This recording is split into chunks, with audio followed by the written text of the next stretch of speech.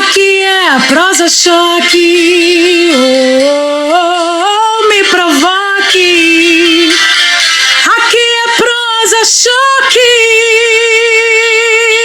Me provoque. Aqui é prosa choque.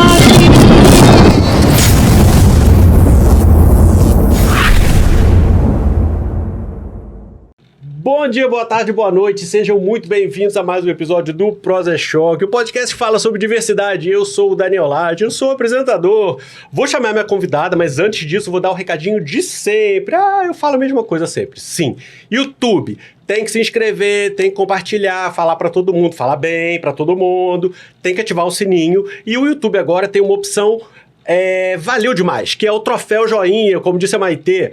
Vocês, com valeu demais, vocês podem oferecer pequenas porções de dinheiro para o vídeo grande, a entrevista completa, e para os shorts, que são aqueles vídeos pequenininhos, equivalentes ao Reels do Instagram. Então tem lá o joinha, valeu demais, já agradeço, maravilhoso, para ajudar nas próximas produções do Prosa Choque. Então agora...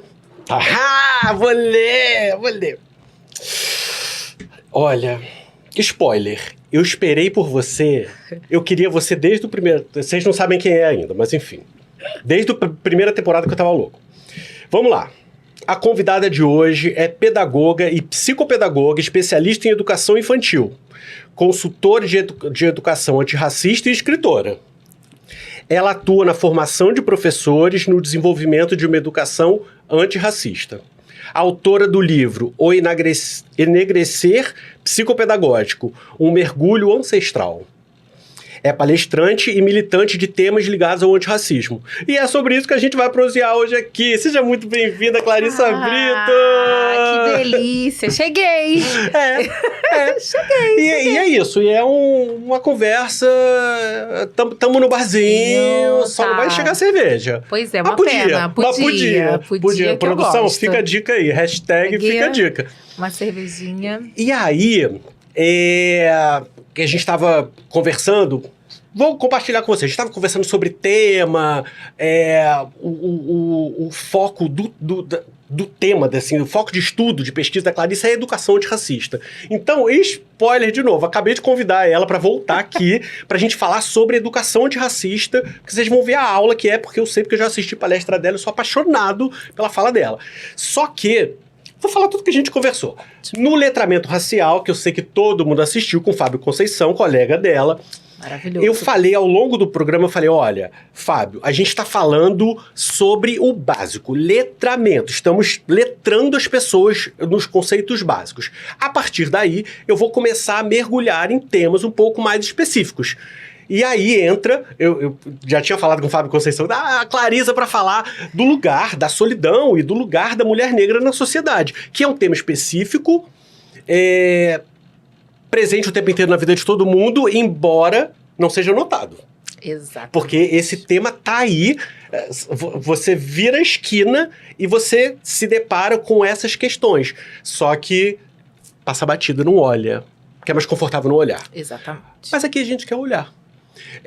E aí, eu queria entender, ou que a gente começasse a construir, e a minha intenção é que as pessoas, sabe aquela luzinha, aquele estalo de caramba, nunca tinha pensado nisso. Então, pode ser que a gente fale o básico, mas... eu acho que tá faltando o básico também na sociedade, né? O óbvio precisa ser dito. O óbvio precisa ser dito. Porque não é óbvio pra todo mundo, né? Exatamente. E ali tem uma coisa do óbvio ser dito, e acho que tem uma coisa de que a gente muitas vezes vai ouvindo, mas no campo da impessoalidade. Eu acho que a gente tem vivido um tempo onde a gente tem se escutado mais, né? E acho até um otimismo da minha parte. Eu sou uma pessoa muito otimista. Eu também.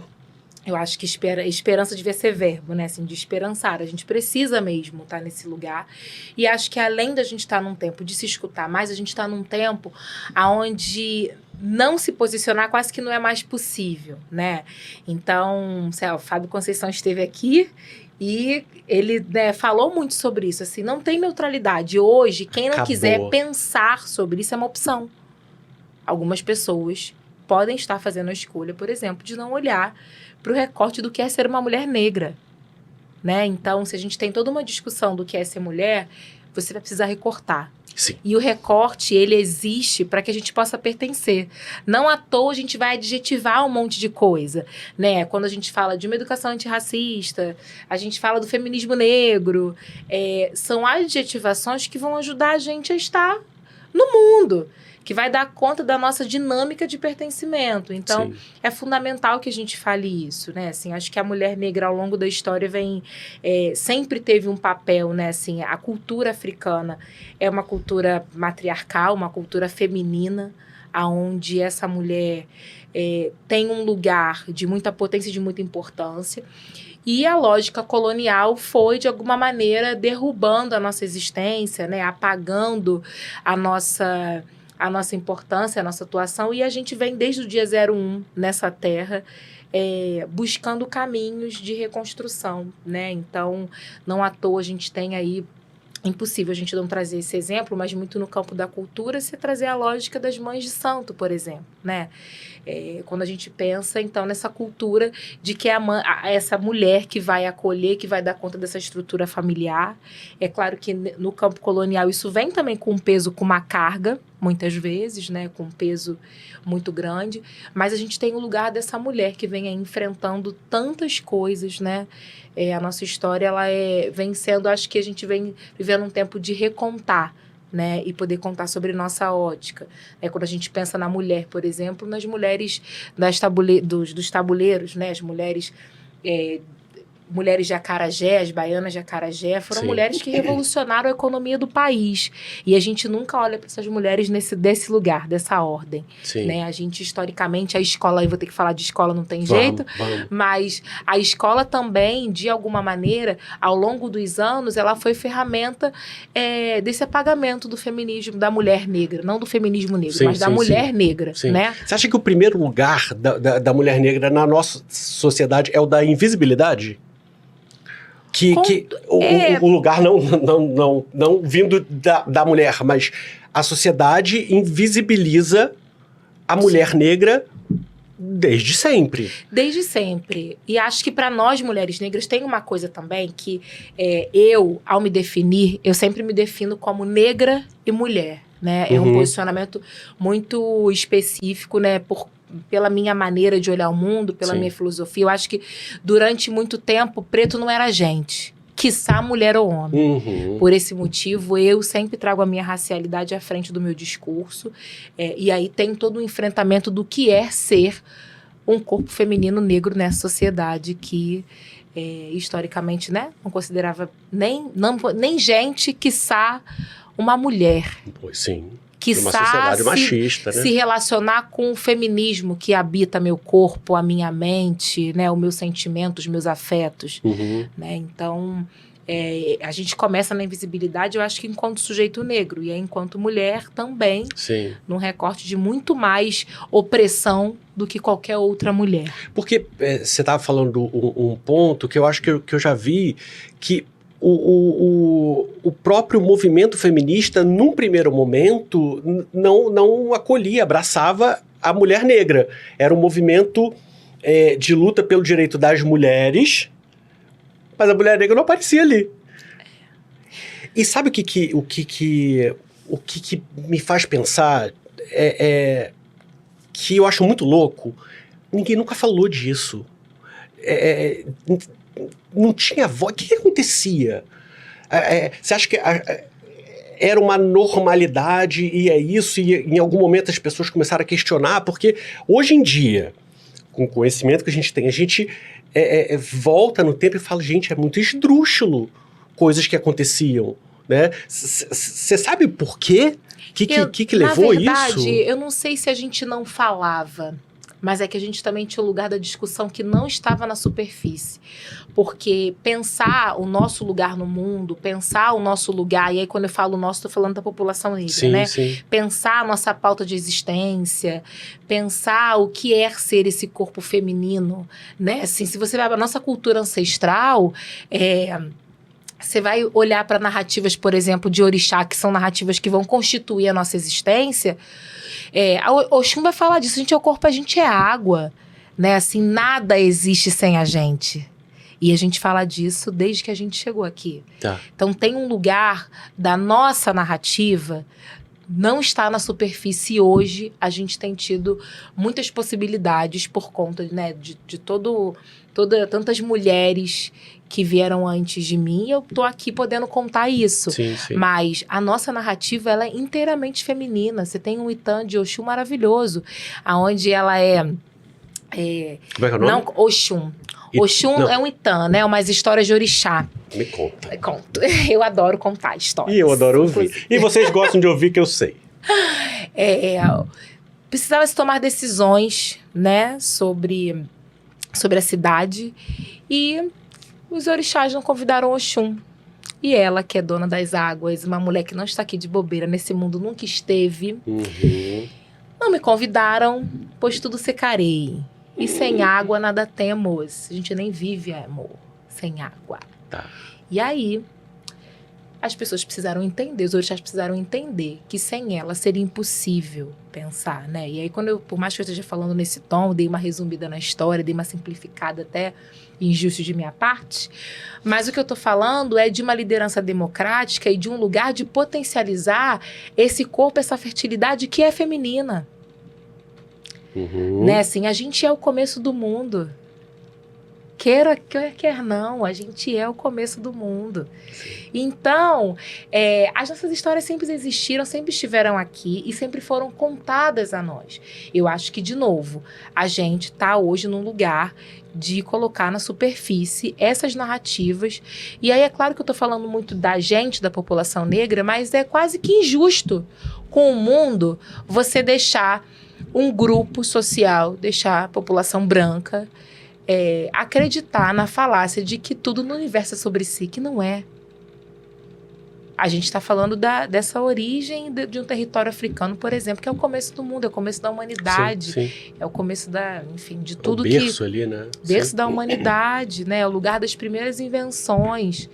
E outra também que o primeiro, né? Adoro esse exemplo, né? Pra gente pensar que o primeiro humano, né? Da nossa região foi o Fosso de Luzia. Mulher. E branca ela não era, né, gente? Importante dizer. Sim. Já ela vinha branca, ela não era. Sim. Então, tem uma coisa do lugar da mulher negra que é da gente caminhar para o lugar que sempre foi nosso. Eu acho que esse é o ponto. E que foi tirado. Então, você está falando de um resgate. De um resgate existencial, fundamental e necessário. Sim. Não é nada inovador. Sim. O lugar já estava. É porque foi tirado. Já tava. Assim, o Ailton Krenak, né, falou do futuro ancestral, mas a primeira vez que eu ouvi essa expressão foi pela Catiúcia Ribeiro, né, uma filósofa, uma mulher preta, e que é sobre isso. A nossa reconstrução de dignidade, de sociedade, de humanidade, de relações, ela está na conexão ancestral, né, da gente enquanto povo, né, enquanto humano. E aí, quando a gente fala de Recorte Brasil, então, da onde é que o nosso país, né, quem foi que forjou o nosso país, quem fez nosso país possível, né, não foram só os corpos, mas que mentes fizeram esse país um país possível também, né? Sim. E você tá falando de quê? Eu tô falando da população negra. Tá. Sem esse... Porque muitas vezes a nossa tendência é falar do corpo, né? O corpo negro, né? Assim, a mulher que amamentou o filho. Mas eu tô falando da nossa do nosso poder de intelectualidade mesmo, assim. Eu amo pensar, quando eu penso nas mulheres negras, né, nas minhas ancestrais, eu penso no nosso vocabulário. As nossas palavras de afeto, elas foram pautadas por essas mulheres. Dengo, aconchego, são palavras que elas entraram no nosso vocabulário com essas mulheres, dentro das casas. Então, hoje, a gente tem uma história? Assim, porque são essas palavras, né, de origem africana, dengo, aconchego, que que são palavras que nos confortam. Falei de dengo primeiro, que é a minha palavra preferida no mundo. Ah, que fofo. Eu tenho tatuado em mim. Sério? Que fofo. É uma E eu palavra não sabia que eu da mais origem. amo. É uma palavra, né, de idioma africano. E essas palavras, elas foram compor o nosso vocabulário a partir dessas mulheres que estavam dentro das casas. Então, se você me pergunta, né? E aí eu vou voltar de novo pro meu lugar de educadora. Quando eu estou na escola e que as crianças vão entender o lugar, a importância das mulheres negras na sociedade, eu vou falar do nosso vocabulário, daquilo que nos ensina afeto. Né? Se mulher negra é sobre afetividade. E afeto é o mais básico, né? É o que... É o que constitui a compõe, gente, o que constitui a gente como sujeito e o que historicamente, o que na história da população negra foi nos retirado. Porque quando tira a humanidade de uma pessoa é tirar a afetividade. Foi isso que foi feito com a gente. A gente foi lido como corpo apenas. Uhum. Né? Em algum momento a gente podia dizer, pô, eu tenho um objeto e eu tenho um corpo negro. Sim. Você tira essa afetividade. E quando essas mulheres estão nessa condição, dentro dessas casas, elas vão pautar um vocabulário que hoje a gente usa para se acarinhar. A gente é de uma inteligência que, me desculpa. Sim. E é interessante porque... Eu vou acabar misturando os temas todos. Quando você fala dessa educação antirracista, e ela estava me falando que se não for antirracista, nem educação mas deixa pro próximo. Palavras de Bárbara Carini, anote aí. Aguenta o próximo.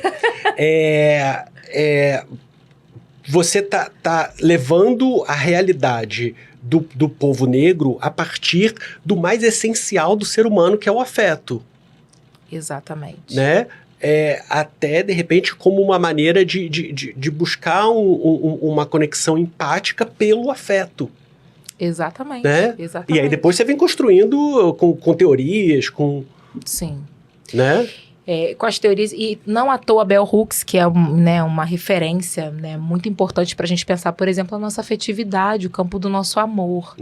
Né? A gente não aprendeu a amar. Tem um texto dela que é muito... Me lembro da primeira vez que li, o quanto que mexeu comigo.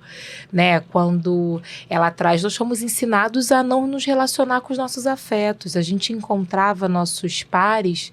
ela dá até um exemplo, né? Se vamos pensar aqui um casal que vê seu par afetivo sendo violentado, por exemplo, por um castigo físico num período de escravização, onde você precisava assistir isso num lugar de passividade.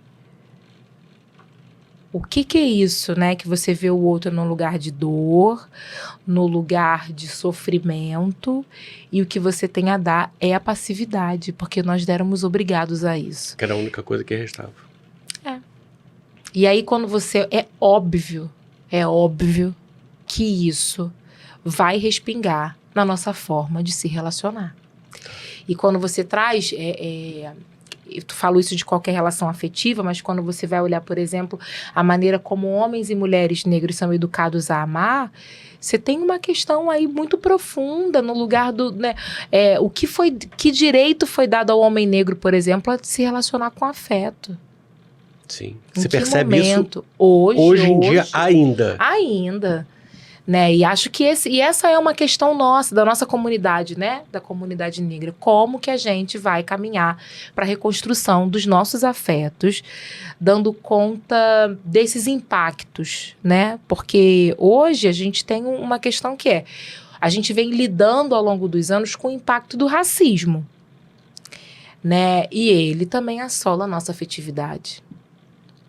Né? Não à toa a gente vai olhar e aí você vai cair no lugar da solidão da mulher negra, a gente vai começar a entender o que será que acontece, né? Eu demorei muito para entender, porque que na minha época de escola eu era sempre a amiga dos meninos. Sim.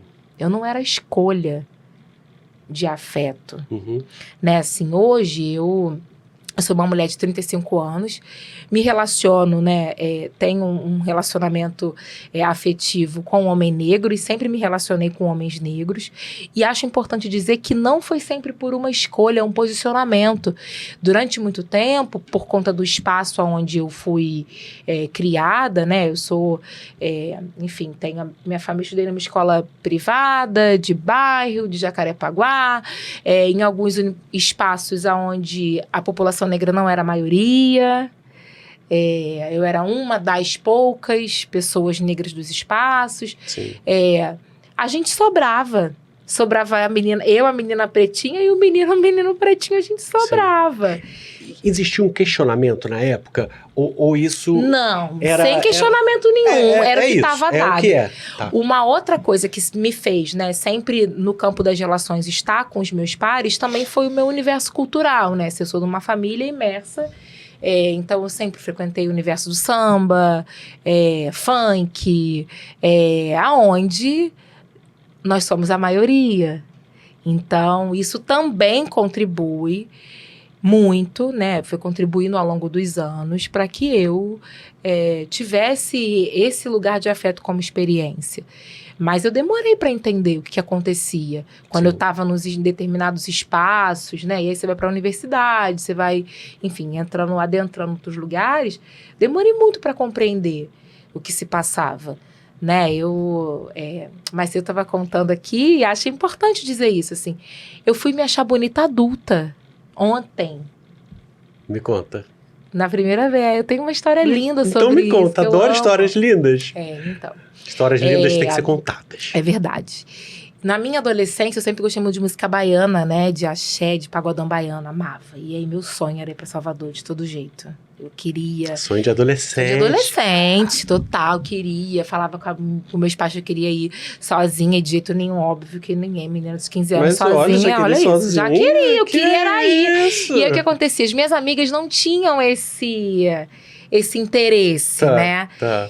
E aí, enfim, quando fui adulta já... Não teve o desejo de realizar? Não tive o desejo da adolescência realizado. Foi. Mas ficou com aquele gostinho ali de quero. Isso. E aí eu me lembro, da primeira vez que eu fui, já adulta, eu fui com uma amiga, super de férias, vamos aproveitar, vamos pra algum lugar, vamos pra Salvador. E aí, eu saí de lá, eu falei pra ela assim, eu vivi muitas emoções, assim. Eu me lembro de andar na rua e meu coração acelerado, de eu chorar e não entender muito bem. De emoção. Você transbordou. Eu transbordei. Eu andava na rua e a sensação, às vezes, em alguns espaços, é que eu já tinha passado por ali em algum momento. Você tá falando de conexão. Conexão, seja, total. E aí, eu tava com minha amiga, eu queria fazer coisas, e ela... A gente até me lembra que a gente é super amiga até hoje. A gente até se desentendeu nessa viagem, porque não fazia sentido determinadas coisas, assim, ir lá pra não sei aonde, pra ver. Eu me lembro que uma das coisas eu queria ir lá pro Projeto Tamar, enfim, que mas não tinha... Não tava fazendo o menor sentido pra mim, porque tinha uma coisa daquela cidade. Você queria ir, ela não? Ela queria ir pro Projeto Tamar e tal, conhecer Praia do Forte. Então, não é que eu não quisesse, mas aquela cidade estava me chamando pra tantas coisas. Mas eu também não estava conseguindo dar exatamente esse nome. E aí eu prometi pra mim mesma que eu voltaria no mês seguinte. E eu voltei sozinha. E foi muito importante.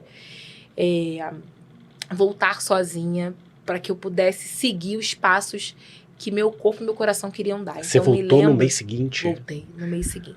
Você precisava voltar. Você precisava para tua existência ali. Você precisava me entender meu lugar no mundo. Então eu caminhava e assim, eu falava, cara, eu vou virar ali, eu vou andar aqui. Eu tava assim, no meu mundo paralelo. E aí eu me lembro de uma experiência. Eu fui a uma festa, né? Uma festa num largo no Pelourinho.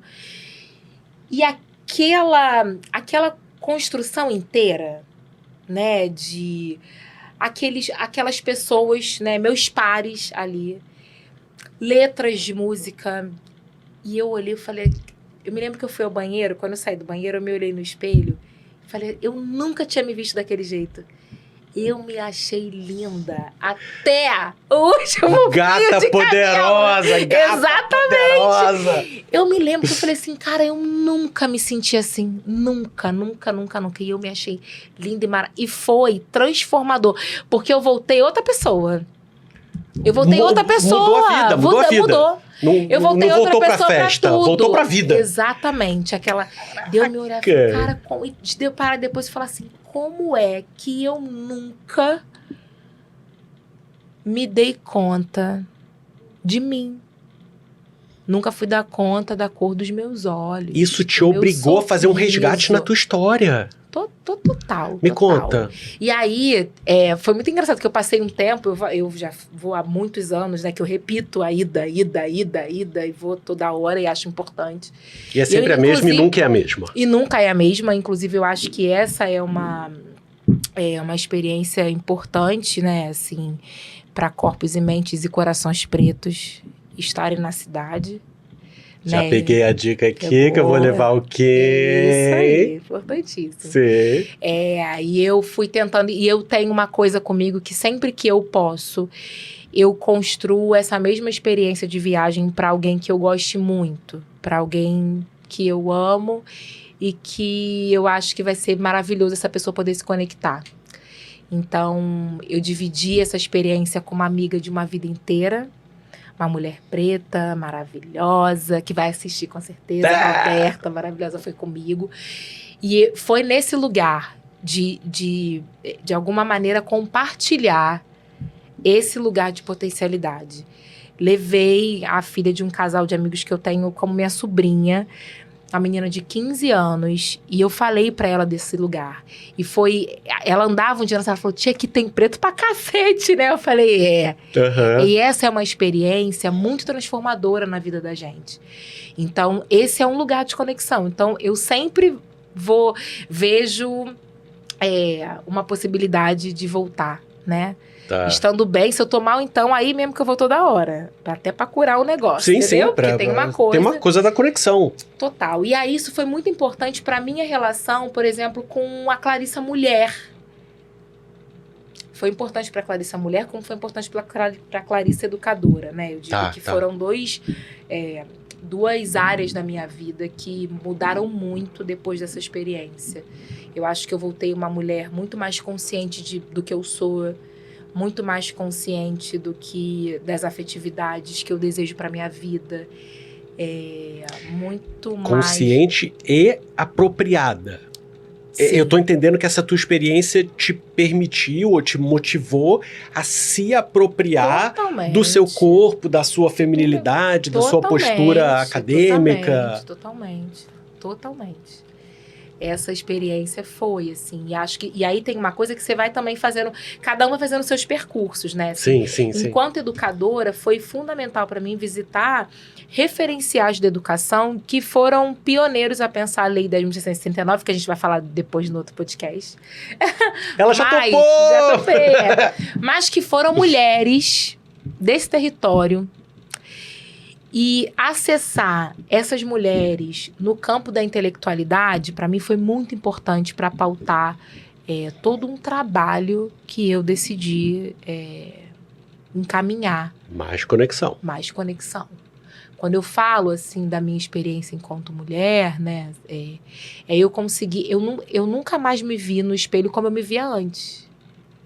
Então é isso, não é que eu não tenha incômodos com a minha estela, mas todo mundo tem essas coisas. Sim. Mas é diferente. É muito diferente.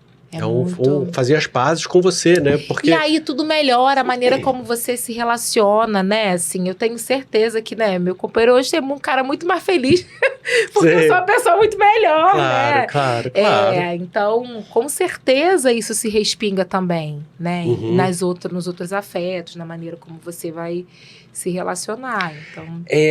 E assim, você tá falando de uma experiência muito particular, linda, amei. Mas muito particular sua, que é uma mulher que já estava envolvida com a percepção do seu lugar no mundo, e mesmo assim você precisou, na sua vida adulta, de um momento de conexão. E aí eu fico pensando nas mulheres negras, se elas têm essa possibilidade. E como é que fica para a mulher negra, hoje em dia, se achar, se conectar com ela mesma? Sabe? Eu entendo, assim, e aí? Agora, e tem muitos recortes, né? Assim, é importante dizer, eu sou uma mulher negra do Sudeste, do Rio de Janeiro, com a cultura X, né? quando você fala de Salvador, né, tem um lugar, impossível eu não falar, inclusive, né, quem me conhece há um tempo, eu falo disso, já falei disso no livro, já falei isso em outros lugares, há muitos anos. O Ilê tem uma importância muito grande, né, na vida, naquele território. A gente está falando de um bloco de 74, um bloco afro, lá de 74, que nasce com uma narrativa de reconstrução de autoestima. O Ilê nasce cantando a exaltação da mulher negra, né? Enquanto as pessoas estavam falando que preto fede, você tem uma música linda que é todo mundo balançando o leque, exalou o perfume dela. Então, tem também 50 anos atrás.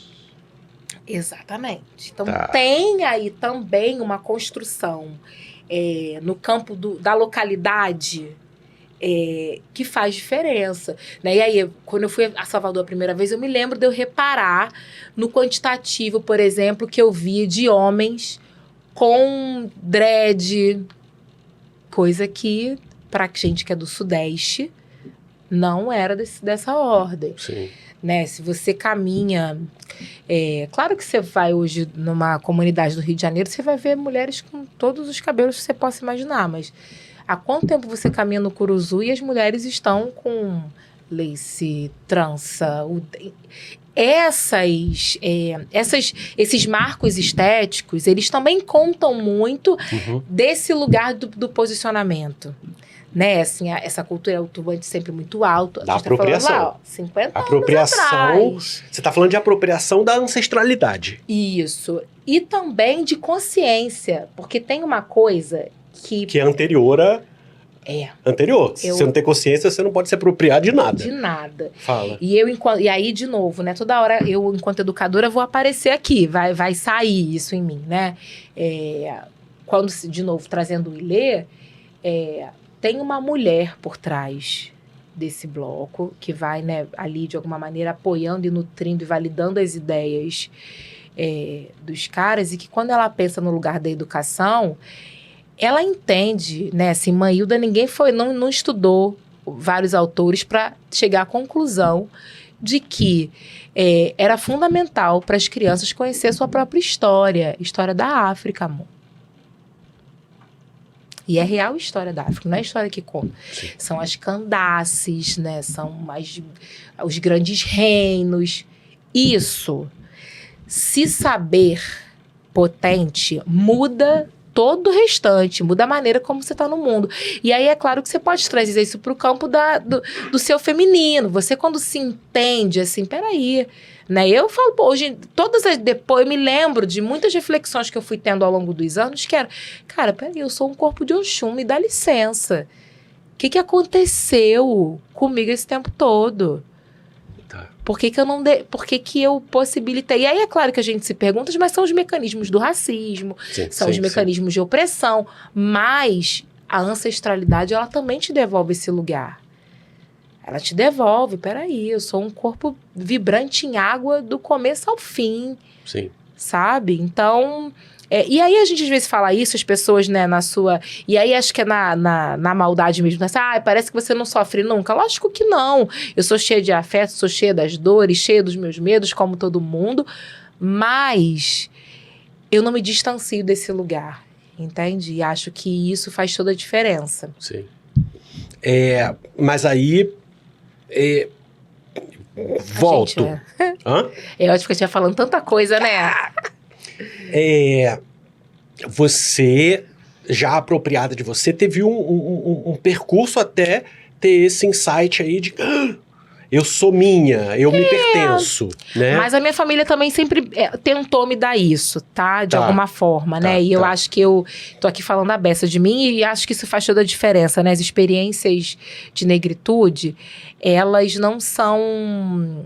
a minha vida não significa que é o coletivo, mas é muito natural a gente encontrar marcos idênticos, né? Marcos muito parecidos na história de mulheres negras. Se você chamar aqui para conversar outras tantas mulheres, talvez muitas tenham para te dizer que não se sentiam, não entendiam porque que não eram escolhidas, ou que durante muito tempo, né, as relações só se passavam pela questão do corpo, até hoje, né, assim, você tem questões só voltada para sexualidade, são experiências individuais, mas que elas também são do nosso coletivo, né, eu vou sair e vou voltar. Vamos, vou contigo.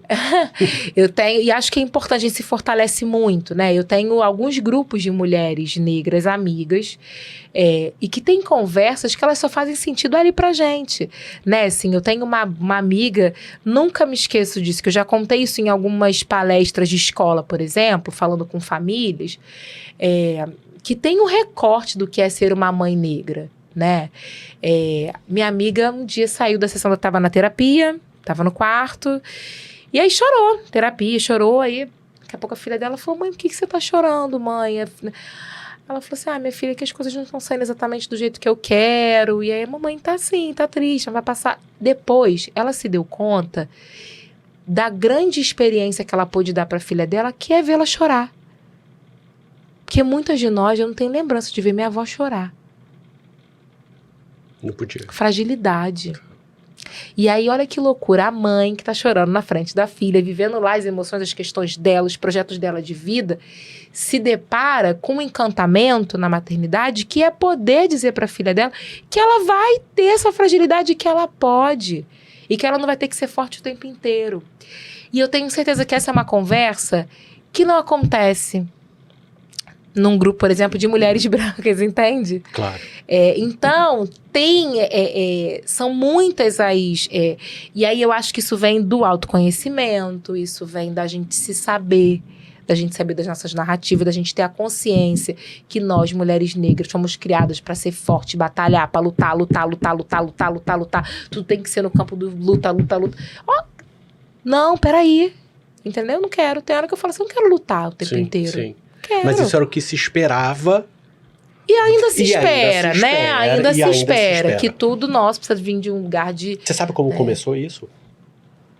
Essa expectativa... Eu acho que essa expectativa vem desde que a gente tenta se levantar, né? Enquanto humanidade.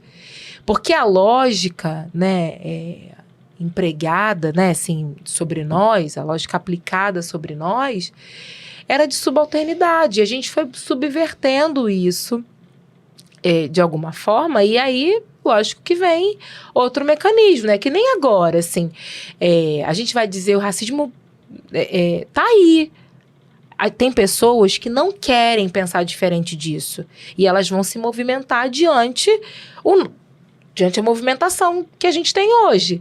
Então, você vai encontrar outros caminhos. Eu sempre dou exemplo. Na pandemia... eu me lembro muito bem de uma pesquisa que eu estava vendo, todo mundo usou a internet, todas as pessoas, né? Estavam usando ali as redes sociais como ferramentas de trabalho, todas as pessoas públicas, né? E eu me lembro, não vou falar nome, mas eu me lembro de 2 atrizes, tá? Uma atriz negra de muita potência, de grande visibilidade, que trabalha pra caramba e que hoje é muito dona do seu trabalho, das estruturas, das suas negociações, e que ela tinha menos visualização, menos, né, assim, menos engajamento do que uma atriz branca que, sei lá, quando posou a última vez, quando fez seu último trabalho, sabe?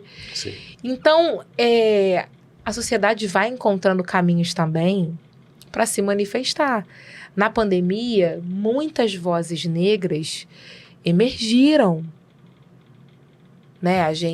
Foi todo mundo para um canal que não tinha ninguém para calar a gente, né? E aí esses mecanismos vêm para nos calar, né? Então é o algoritmo que não vai entregar, que outros mecanismos vão se dar para nutrir também essa estrutura, né? A gente não pode ter essa ingenuidade. Sim. A estrutura assim, de uma supremacia branca. A estrutura de uma supremacia branca. Tá. Você consegue fazer um recorte do lugar da mulher branca? Qual é a participação da mulher branca na manutenção do lugar da mulher negra? Tem isso? Porque o homem branco tem com o homem negro. E a mulher branca também tem com o homem negro. Tá. Que ela bota num lugar diferente do homem branco. Sim, óbvio, sim. óbvio. E a mulher branca com a mulher negra? Também, né? É uma dinâmica de poder. A lógica inteiro. O tempo inteiro. Na lógica de poder. Na lógica de poder. E mesmo quando tem afeto envolvido, tá? Eu falo muito sobre isso, né? Às vezes você tá numa relação de muita afetividade e que a lógica de poder é que predomina. Você, sei lá, vai para uma lógica de relação de amizade entre mulheres negras e mulheres brancas. Você vai encontrar essa lógica de poder ali posta nas dinâmicas mais simples, as mais complexas. Sim. Nos vínculos afetivos, a mesma coisa vai acontecer. Sim. Né? Assim, é o par lá branco que vai dizer, não, eu sei, coisa comum. Entrei na loja, todo mundo me segue, porque... E aí o par, né, da pessoa, não, eu vou na frente. A pessoa se posiciona até numa lógica de defesa, mas muitas vezes se colocando acima desse outro, né? Então, nutrindo, alimentando essa lógica. Então, é esse lugar, essa manutenção, são as relações de poder, que elas se dão o tempo inteiro. Sim. E você acha que é fácil... eu sei que não. Tô perguntando, mas eu já sei. Da mulher negra perceber... Eu tô super generalizando. E aí eu tô te tirando... como uma mulher que já está apropriada do seu corpo, da sua condição, da sua feminilidade, da sua potência. Então, eu tô te destacando, tô te tirando para falar... Enfim, a gente precisa... às vezes a gente precisa teorizar, a gente às vezes precisa generalizar, né? A gente não cabe aqui falar do caso individual de todas as mulheres, porque cada uma tem uma história, um caminho, um percurso. Mas a gente consegue, né? A gente precisa generalizar para que as pessoas entendam, né? Essa coisa quase metafórica que a gente está falando aqui de o lugar da mulher negra, né? Então, existe esse o lugar, mas a gente não está falando da Maria, da Joana, a gente está falando de uma coisa maior. A gente está falando da coletividade. Da coletividade. E a minha dúvida você acha que é muito difícil ou qual o teu parâmetro de entender a dificuldade desse lugar da coletividade da mulher negra de perceber esse lugar que a supremacia branca, a branquitude coloca.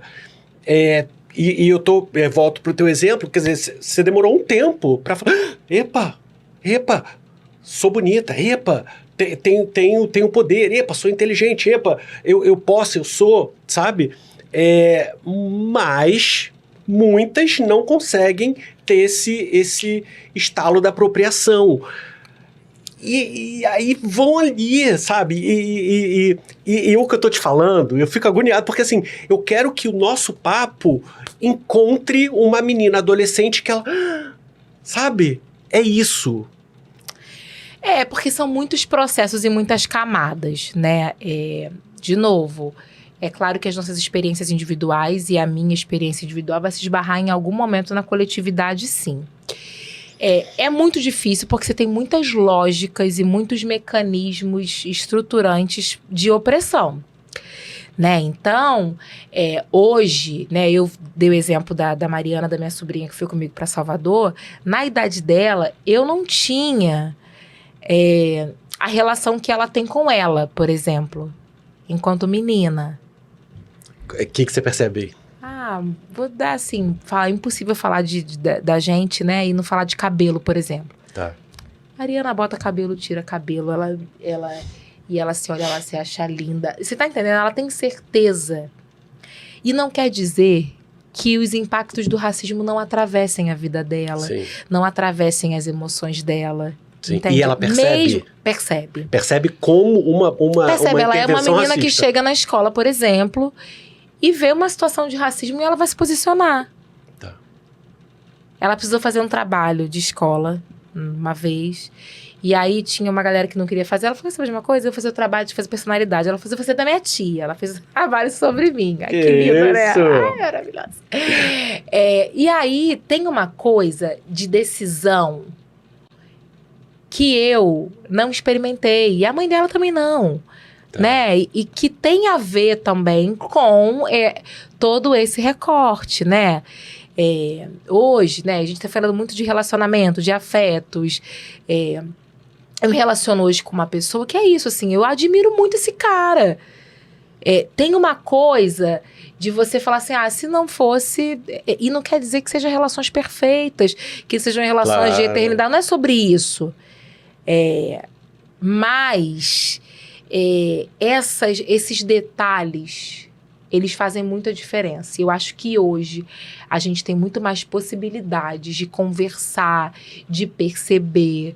Então, eu trabalho numa escola, por exemplo, né, e tenho historicamente isso na minha trajetória, de escola majoritariamente branca, né, e que escolas que vão buscando ali caminhos para que as relações raciais se deem num caminho mais saudável possível. Hoje, crianças negras, no meu começo profissional, tanto eu quanto meu aluno preto, a gente, em determinadas situações, hoje Tinha assim, que, né? eu em coordenação de escola já vi uma falar assim, olha só, fulano foi racista comigo, e aí, a gente vai fazer o quê? Cri. Né? Então, eu acho que tem hoje, é difícil sim, óbvio que e aí eu dou sempre meu exemplo. Apesar de ter escolhido profissionalmente, dentro da educação, esse caminho de pesquisa, apesar de me posicionar socialmente, e que poderia ser uma opção minha, enquanto uma mulher negra, não me posicionar sobre isso, é importante também falar, né? Porque não é o fato de ser negro não é um determinante no qual eu queira dialogar sobre isso. Eu poderia ter ido por um caminho e não me posicionar. Sim. Sentar aqui no podcast, por exemplo, para falar de qualquer outra coisa. Sim. Entendeu? Mas, o que eu tava querendo... Até me fugiu o que eu ia dizer. Eu tava falando de posicionamento, né? Isso, desse lugar. Apesar de eu ser uma mulher uma educadora, que tô nessa discussão, quando o racismo bate na minha porta, me dói e eu vou deitar pra chorar. Eu não sou forte, não. Que bom que você se permite sentir, né? Não, porque e totalmente. também, a gente também é isso. Eu vou deitar pra chorar. E ele bate na minha porta. Inúmeras vezes. Principalmente quando, né, assim, eu tenho um âmbito profissional majoritariamente branco. Então, toda hora. Tem um aviso. Alguém me dá um lembrete. Aquilo me atravessa mal. Então... Como assim? Um aviso o quê? Um aviso, minha filha, você é preta. Tá. Aqui a gente não tá muito feliz com isso, sabe? Tá. É esse aviso que vem desde o olhar, né? Que a gente vai falar do olhar da porta de serviço até a pessoa se surpreender, por exemplo, com a sua capacidade intelectual. Falar, olha, não imaginava que você pudesse falar sobre isso, né? Então, tem isso, assim, o nosso lugar, apesar da gente ter consciência, apesar de eu ter me apropriado, e aí eu tô falando agora de mim e eu tô falando de uma comunidade negra, assim. E a gente não tem que se acostumar mesmo, né? Assim, eu, enquanto eu sou militante da escola e da infância negra, minha maior discussão a gente não tem que ensinar a criança a passar por racismo. A criança não vai aprender, não tem que aprender. Não tem mesmo. Tem que ter, não sei lidar, não sei isso, porque não é pra ela. A gente aprende a lidar com aquilo que tem que ser nosso. E isso não é. né? Então, é importante, assim, não tá resolvido. Então, quando você fala assim, poxa, eu queria que essa conversa chegasse, é óbvio que isso que a gente tá vivendo aqui agora, isso é um modelo que essa geração tá vivendo. A gente tá hoje numa discussão aqui, com a possibilidade de milhões de pessoas em qualquer lugar escutar essa conversa e voltar, se sentir atravessado ou não por esse diálogo. Refletir, pensar, se ver. Isso. Né? Se ver nessa situação, Isso. se ver na minha se encontrar na minha individualidade. Isso é o de agora, né? Sim. Mas que ainda assim não garante, porque a gente tem aí um trabalhão a ser feito. A gente tem aí um percurso grande a ser trilhado e muita coisa a romper, né? Romper com muitas lógicas de poder, de opressão, né? E esse rompimento, ele precisa vir com certo barulho, né? Porque pelo bem não deu certo. Né? Não deu mesmo, não deu. Tem que ser... E que bom que existem pelo várias barulho. formas de luta, né? Assim, teve um podcast até do Lázaro Ramos, que ele estava falando sobre isso, né? Assim, das tantas possibilidades. Ele falou assim, cara, é impossível, né? Eu não ter uma obra que vá trazer ali uma discussão racial, mas história que eu quero falar de amor, gente. Quero só preto se beijando. E tá bom. E a gente quer isso. A gente não quer brigar. Mas aí vai ter um momento que ele vai fazer, sei lá, o último filme, né? Que... Maravilhoso. O Medida Provisória. Né? O Medida Provisória. Então, é disso que a gente tá... Tem muitas formas de lutar. Tem muitas formas da gente se posicionar. E eu acho importante nós, negros, né, assim, a gente fazer as pazes com isso, que nem sempre eu quero gritar. Tem hora que... eu sempre falo assim, tem hora que o meu posicionamento é minha presença mesmo calada em algum lugar, por uma escolha. Sua existência, né? É. E aí, pelo que você falou da sua sobrinha Mariana... Beijo, Mariana. Eu gosto de falar. Beijo, Mariana. Não sei se você percebe, mas pelo que você falou, você é uma referência para ela. Sim. E o grupo de amigas, né? Eu sou muito amiga da mãe dela, a gente tem outras amigas, e ela tem essa referência nos pares da mãe, nos pares do pai. Tá. Então isso faz toda a diferença também. Você teve referências? A minha família é uma família negra, né? Eu sou... Referências de negras empoderadas, poderosas, apropriadas. E eu volto a dizer, você foi se apropriar de você, segundo você, ontem.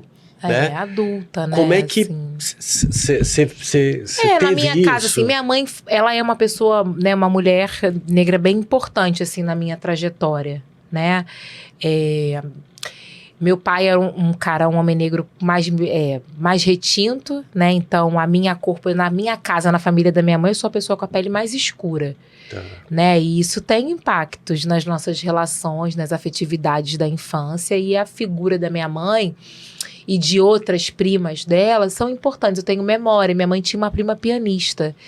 E eu me lembro de não ser comum uma mulher preta retinta tocar piano. Isso já te chamava atenção. Eu não sabia. E aí hoje eu coloco nesse lugar aí, pode ser por conta do afeto também, mas eu tinha um encantamento por aquilo. Eu achava, eu gostava de saber. Eu ficava pensando, como é que é?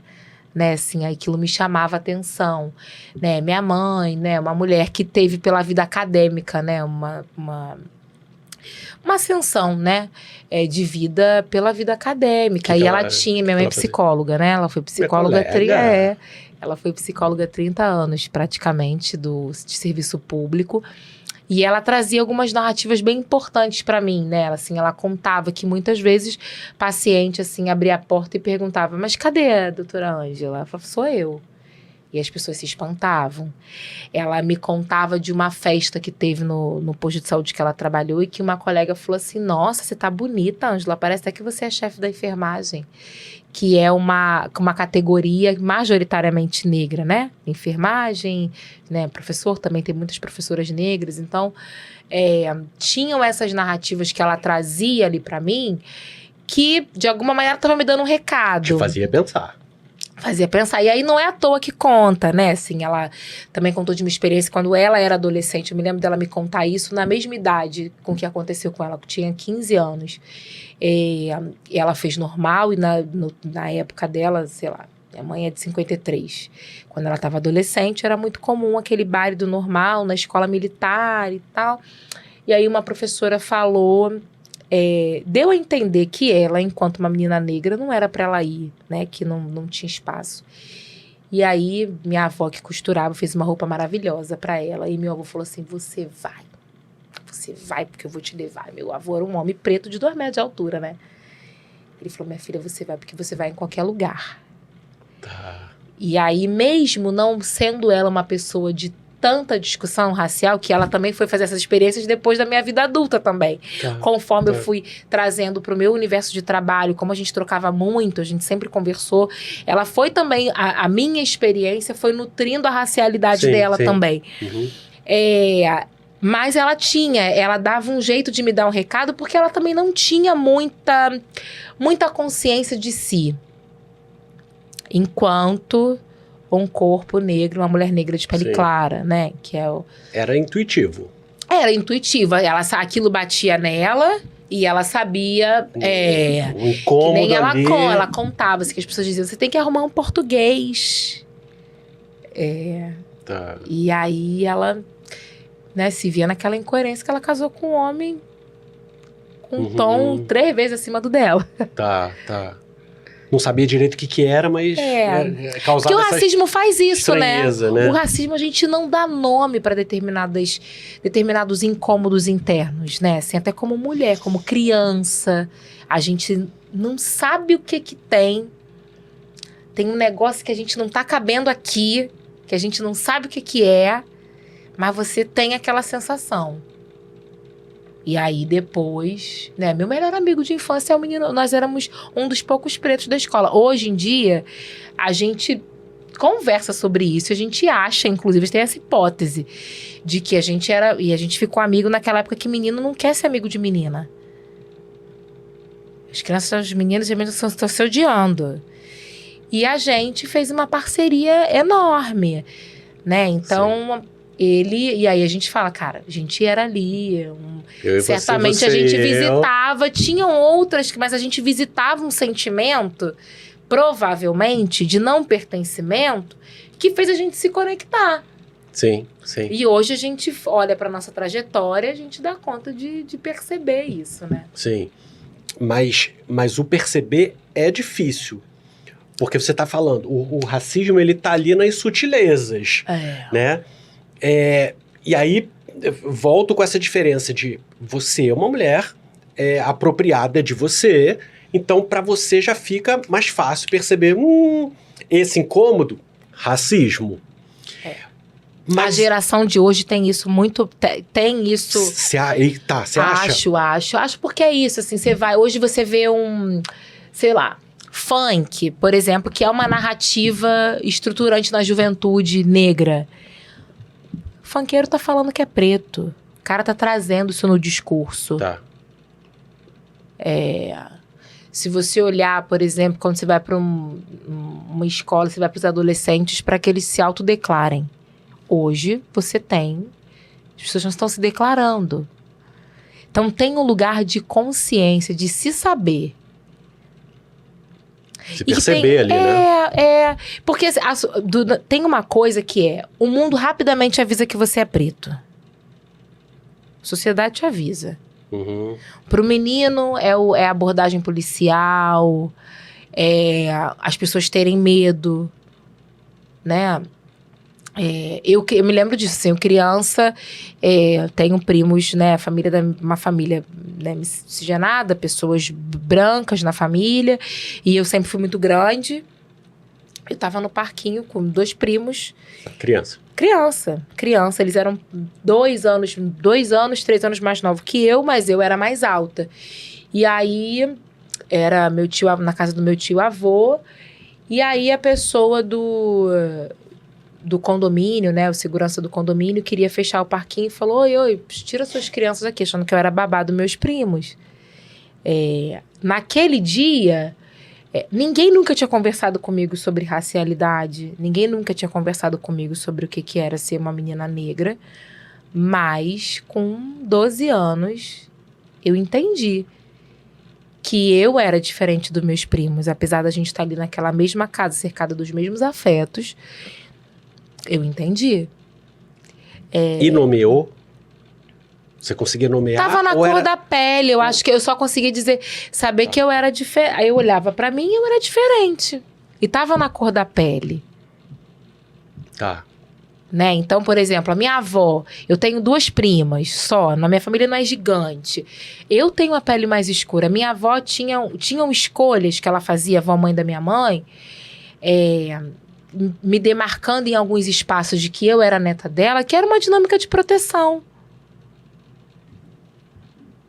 Era uma dinâmica de proteção. Sim. Que não estava nem no campo da consciência da minha mãe e do meu X ali, que estavam ali naquele universo afetivo. E é que ela não era uma discussão da minha casa, nunca foi assim, explícita, do lugar da consciência. Mas existia. Então tem uma coisa de que a gente sempre se sabe, mas você não tem a consciência do... Por isso que tem a luta grande da educação, por exemplo, é a gente poder contar a real história da gente. Sim. Porque quando você fica grande. Né, assim, a minha experiência em Salvador nada mais é do que isso, é ficar grande. Né, assim, eu adulta fui a Minas Gerais, eu me lembro que eu saí fiz aquele percurso histórico que todo mundo faz, visita a mina, visita a cidade, não sei o quê. E aí, num daqueles passeios, eu saí da mina e eu comecei a chorar. E aí, o que houve? Eu olhei e falei assim, gente, eu me considero, eu estudo pra caramba, eu, sabe, pesquiso, tô na sala de aula há um tempão. Eu nunca pensei assim, caraca, a negrada sabia coisa pra caraca. A gente entrou e saiu numa mina que foi explorada, escavada até não sei aonde, e o negócio não cai na minha cabeça. Tinha um conhecimento de arquitetura, de tudo, para que se construísse aquilo. Eu me lembro do sentimento que eu tive. O que foi? De falar assim, caraca, bicho, assim, que é isso que eu sou? Então, assim, e olha que eu não tô... pode até parecer esvaziado de alguma maneira isso que eu tô dizendo, mas faz muito sentido quando te contam uma história real sobre você. Sim. Hoje tem uma discussão sobre o lugar da honestidade intelectual, gente. É honestidade intelectual para falar da gente. É honestidade intelectual para falar da mulher negra. Uhum. Eu vou falar de mulher preta, por exemplo, na escola eu vou falar das palavras afetivas, eu vou falar da revolução na economia. É disso. E levar essa história real é importante porque empodera as crianças negras.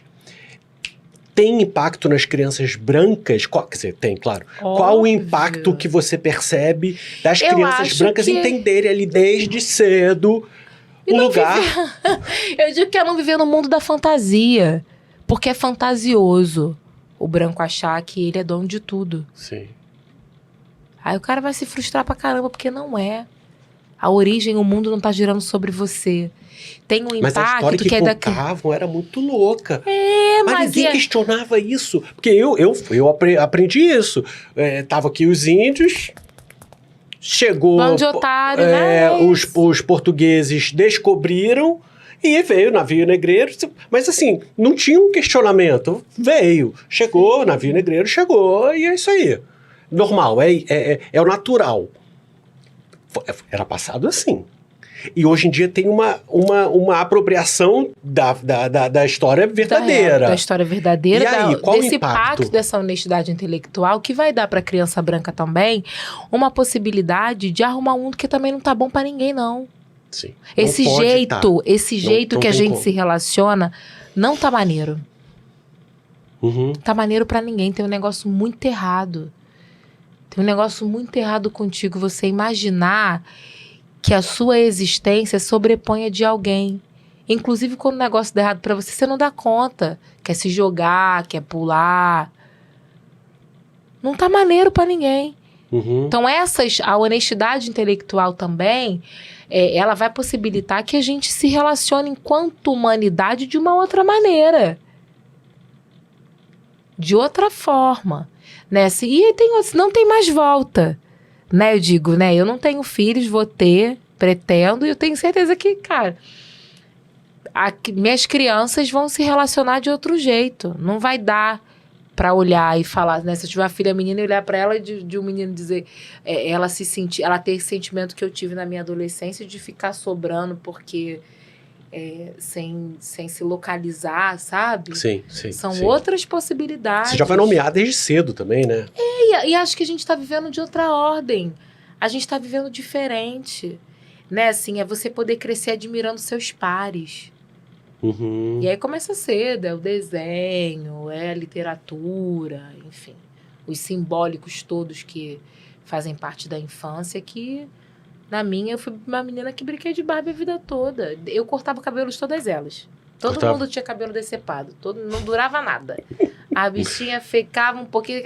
Acabava com o cabelo de todas elas. Sim. Tem raiva nisso. Sim. Lógico E que tem. na sua época, a Barbie era só branca, loura. Loura, é. Hoje em dia que já tem. Eu ganhei a minha negras e- primeira Barbie negra, inclusive acho isso lindo de contar. Vou contar só mais essa, que senão eu deixava toda hora querer contar uma história. Vai, conta histórias. Quando em 2018, Ontem. ontem, eu fui dar aula numa escola que foi super importante, assim, pra minha vida, porque eu conheci muitas pessoas especiais.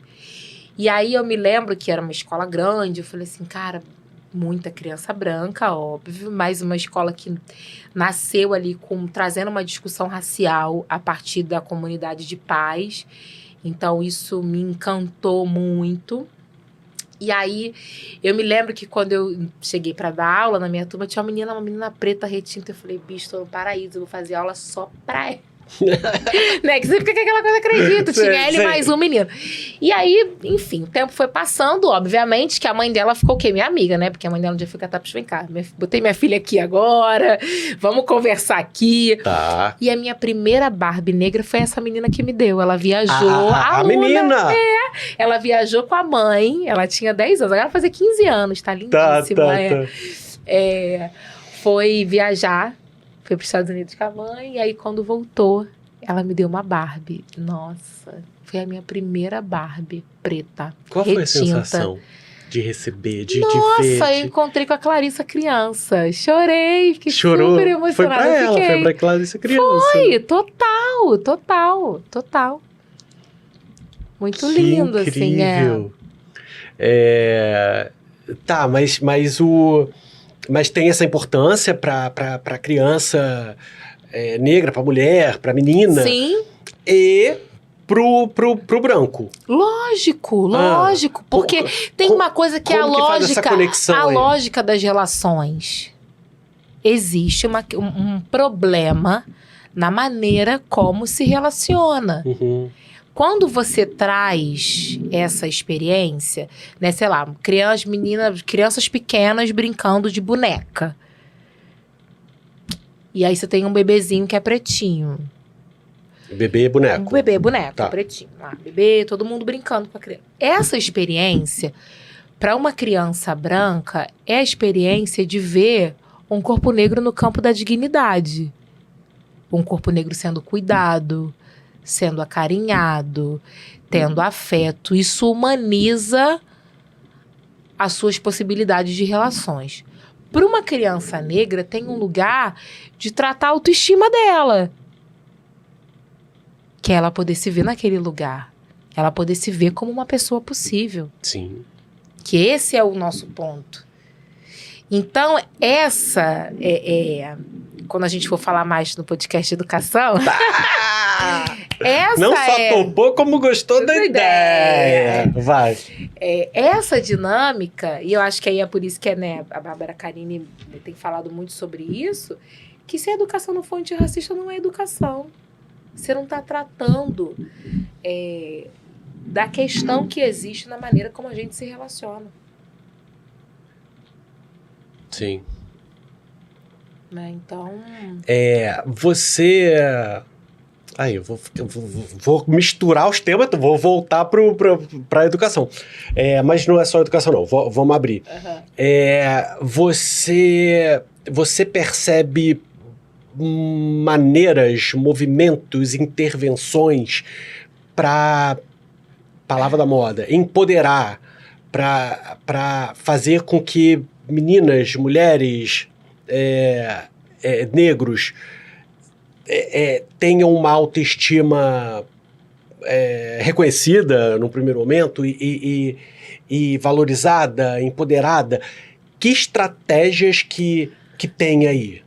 No próximo Hoje em podcast dia. a gente vai falar da palavra empoderada, tá? claro. Que eu tenho às vezes umas questões com essa palavra. Eu adoro Tenho. questões, adoro. Mas eu acho que tem uma coisa quando a gente pensa na autoestima, né, nas possibilidades de construção, tem o lugar de você das referências, de você inundar uma criança, né, transbordar uma criança de referenciais sobre si, de autoestima, né? Se eu acabei de voltar do carnaval em Salvador e, cara, como me emociona, como é lindo, como é importante. E aí não é só beleza, é claro que tem o lugar das minhas emoções, mas como é importante uma criança, por exemplo, sair no Ilê.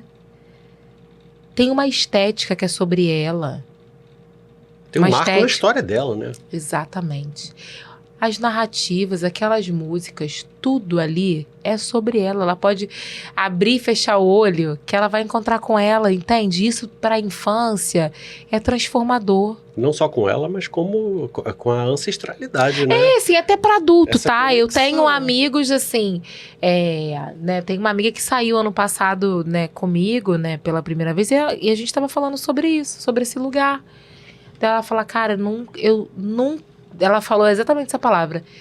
O único lugar que eu me senti daquele jeito foi lá. Né? Então, é isso.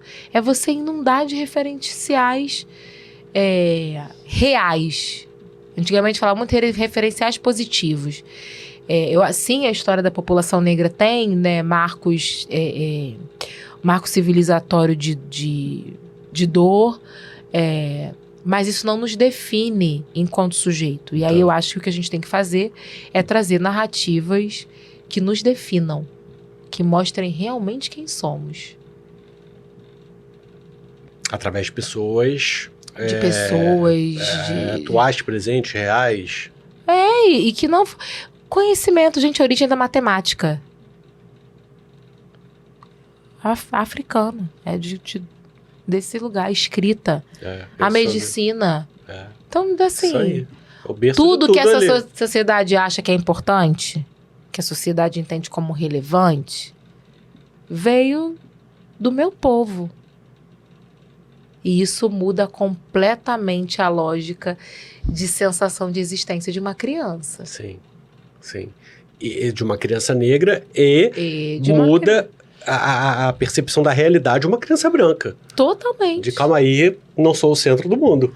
Eu não sou o centro do mundo e também, assim, como é que eu me relaciono com outras humanidades possíveis? Porque era isso que a gente a gente não ensinava isso. A gente tem que ensinar a se relacionar. A gente tem que entender que a gente cresceu errado. O negócio cresceu errado, gente. O negócio cresceu errado. Uhum. E a gente precisa arrumar. Cresceu muito, né? Cresceu muito. E a gente só vai conseguir arrumar isso com honestidade intelectual dentro de escola, por exemplo. Sim. A gente só vai conseguir arrumar isso tratando a nossa afetividade, dialogando, encontrando com as nossas fragilidades. né? Assim, nas relações afetivas, nós temos que nos encontrar com a nossa fragilidade. Sim. Tem uma série de padrões nas relações afetivas negras que eles precisam ser quebrados. E a gente vai ter que se conectar com isso. Sim. E aí nós negros que eu tô dizendo, né? Como é que a gente vai se conectar com as nossas fragilidades, com esses padrões? Como é que a gente vai falar, cara, não, que eu não quero viver essa história de novo.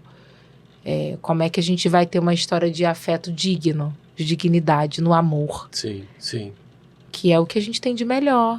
É muito bom a gente poder se amar. E aí agora eu não tô só falando do amor de afetividade de casais. Eu tô falando do amor no par mesmo. E da comunidade, né? Da comunidade, né? Assim, como é que nós, mulheres negras, a gente tem uma lógica de relação, a gente vem buscando uma lógica de relação entre nós mulheres muito diferente. A lógica da disputa, ela não é nossa originalmente. Ela é da branquitude. E ela, quando essa lógica em cima da gente, da disputa, ela machuca muito a gente. Sim, sim. Machuca muito. Né, assim, e reconhecer isso não quer dizer que tá tudo bem resolvido, de novo. Uhum. A gente bate cabeça, mas tem que bater a cabeça cá, lá e cá. Pra poder mudar. Pra poder de entender a nossa diluir, história. dissolver. O Fábio Conceição veio aqui, ele falou uma coisa legal, que é que ele tá falando das minorias. Ele falou, não é minoria, é minorizado. Né? Que tem esse movimento de achatar uma coisa que não é minoria, que na verdade é a maioria. Mas falando dos minorizados, qual você acha que é a importância da união dos minorizados? Assim, você acha que existe isso da luta gay, da luta trans, da luta... lógico, né? Assim, tem uma... são grupos que têm lógica de apagamento, né? Que vivem com lógica de apagamento. Mas, importante dizer que há hierarquia na sociedade. Uhum. Né? Um homem gay, um homem preto gay, ele tem alguns atravessamentos que o homem branco gay talvez não encontre. Que é o que a gente vai falar da interseccionalidade. Então, é claro que é isso, assim, grupos na sociedade que são pautados pela lógica do descarte, né? De suas humanidades valendo menos, das suas existências de pouco valor, a gente se encontra em muitos... Mas é importante tomar muito cuidado, porque a gente tem aí uma lógica do racismo sobrepondo que vai se que em algum momento ela vai se sobrepor pela relação de poder. Sim. Então, eu digo sempre que é um assunto muito espinhoso, mas eu não tenho nenhum problema com assuntos espinhosos, inclusive. Sim. São eu importantes. Mas, outro dia eu estava ouvindo um debate, né, uma reportagem de umas pessoas falando sobre, dentro da educação, a gente tem hoje uma lógica aí, quando grupos, né, é muito comum hoje as escolas, você vai ter um grupo antirracista, você vai ter um grupo anticapacitista, o quanto que essas lutas se unem, mas como que em muitas situações existe uma lógica de poder, em que tem um grupo que consegue se impor muito mais do que outro. Tá.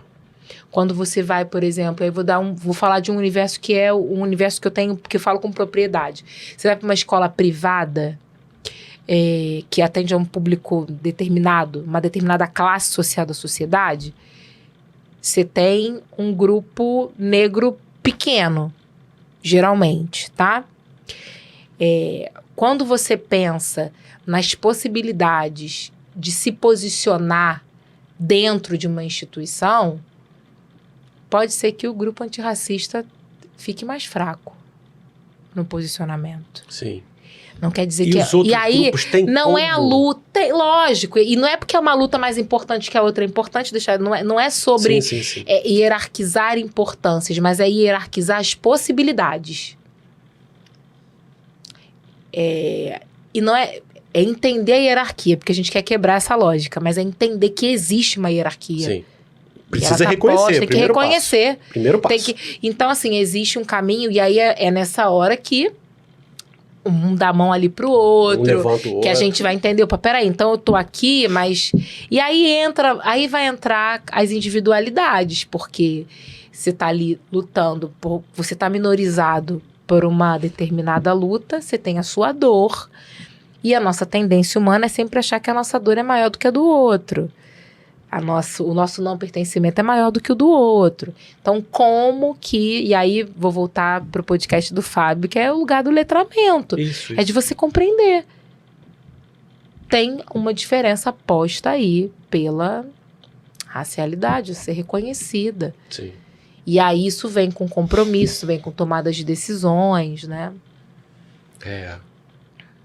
E é um assunto que não se esgota, né? Não. Eu poderia ficar aqui falando. Tá gostando? Tô. Tá achando que é só coisa boa? Não. Não é só coisa boa, não! Ai, meu Deus. Agora tá chegando chuva de ódio, chuva de hater. Você está no Prosa Choque de Realidade.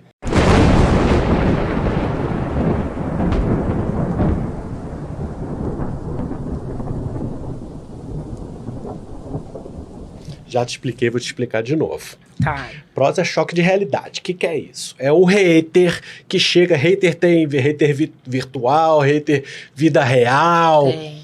E tava te falando, o hater é a pessoa que fala, mas mete o pé, não quer escutar.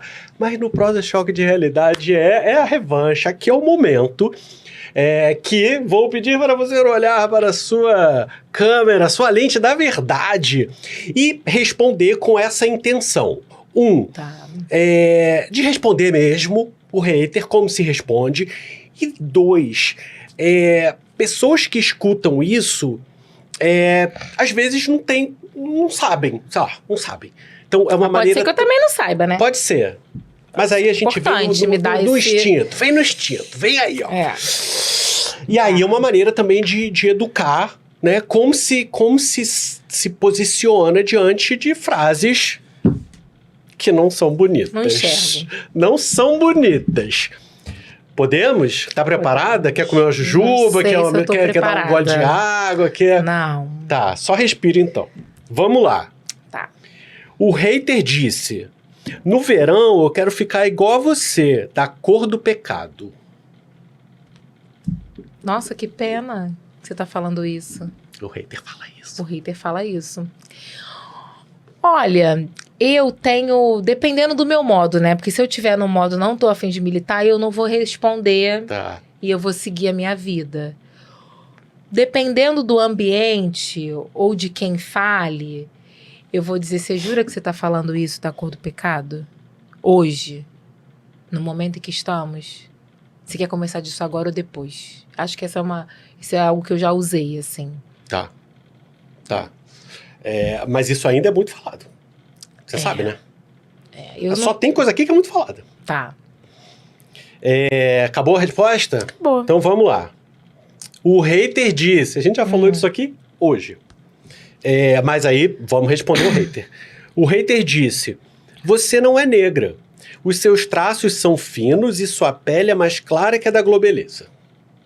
Não, eu sou negra sim. E é importante que você respeite a minha consciência e o quanto que eu sei sobre mim. Essa eu já ouvi, que eu não sou muito preta. Você nem é muito negra. Eu falei aqui pro Fábio, né, quando... hoje em dia eu já não escuto, mas eu já escutei muito isso, quando eu falava que o Kim é negro, e as pessoas falavam, ai, não é tão negro assim, tadinho. Tadinho, né? Tadinho. Não é tão negro assim. Mas assim, é isso. É porque é muito absurdo. Mas também ser preto não é fácil, não é bolinho, né? É porque a gente tá num tempo de muita discussão, mas ser preto hoje não é bolinho, gente. Sim. Não é, não. Então, eu sempre entendo quando você tem um adolescente, uma criança que demora para se reconhecer. Porque ninguém quer ser o que a sociedade não gosta. Ninguém quer Sim, ser o sim. que a sociedade está rechaçando. Então, tem também esse lugar, sabe?